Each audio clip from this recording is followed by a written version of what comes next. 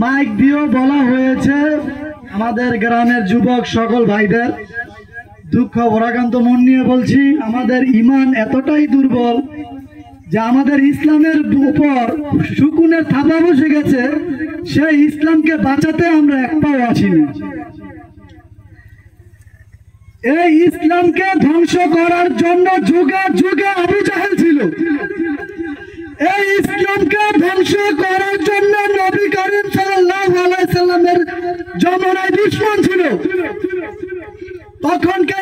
তখন ইসলামকে কিছু করতে পারেনি। আজ আমরা 200 কোটি প্লাস, আজও কিছু করতে পারবে না ইনশাআল্লাহ। এই শাহজালাল রহমতুল্লাহ আলাইহির মাটিতে যে ইসলামের দিকে দুই চোখ করে তাকাবে, তার চোখ উঠিয়ে আমরা গ্লোবাল খেলবো ইনশাআল্লাহ। এটা কোনো ফাইজলামের সীমা না, এটা কোনো কাবাডি খেলা না, এটা কোনো ক্রিকেট না যে আমি বল ধরলাম আর ছেড়ে দিলাম। এটা হলো আমাদের অন্তরে থাকা ঈমান, এটা হলো আমার জীবনের চাইও বড় ঈমান, যে ঈমানের জন্য নবী করিম সাল্লাল্লাহু আলাইহি ওয়াসাল্লাম চালের মতো ছিদ্র করে ফেলেছে। সেই ঈমানের জন্য আমি মাসুম একবার না, আমি মাসুমকে 1000বার জন্ম নিল, মেরে শহীদ করে দিল, উঠে বলবো নারায়ে তাকবীর। আমার দেশে যদি বলা হয় একজন মারা গেছে ঈমানের জন্য, তার জন্য আমি মাসুম আছি। যদি বলে 10 জন মারা গেছে, 10 জনের ভিতরে ঈমানের জন্য মরতে আমি রাজি। যদি বলে বাংলাদেশে আর কোন ঈমানদার নাই, তাহলে বুঝে নিবেন আমি মাসুম আর এই দুনিয়াতে নাই। আমি থাকতে, আমরা থাকতে কিভাবে শুকুর ইসলামের প্রতি নজর দেয়। আমাদের যুবকদের শেষ করে ফেলেছে।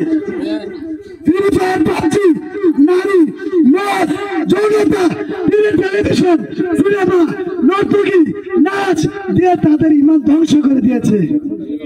আমরা হযরত বেলালের উত্তরসূরি, যার বুকে পাথর দেওয়ার পরেও এক পা ইসলামের পিছে নড়ে নাই। আমরা উমরের উত্তরসূরি, যে বলেছিল আমি উমর ইসলাম গ্রহণ করেছি, কার মার বুক খালি করবি আয়। আর আমরা ইসলামের উপর শকুনের নজর পড়ে গেছে, ধ্বংস করে দিতেছে, কিন্তু আমরা আসতে চাচ্ছি না। আজ আমাদের ঈমান কত দুর্বল। আসুন সবাই জবানে জবান মিলিয়ে বলি নারায়ে তাকবীর, নারায়ে রিসালাত, ইয়া রাসূলুল্লাহ। লেগেছে লেগেছে রক্তে আগুন লেগেছে। আমার সংক্ষিপ্ত বয়ান শেষ করছি। যদি কোনো ভুল ত্রুটি হয়ে থাকে অবশ্যই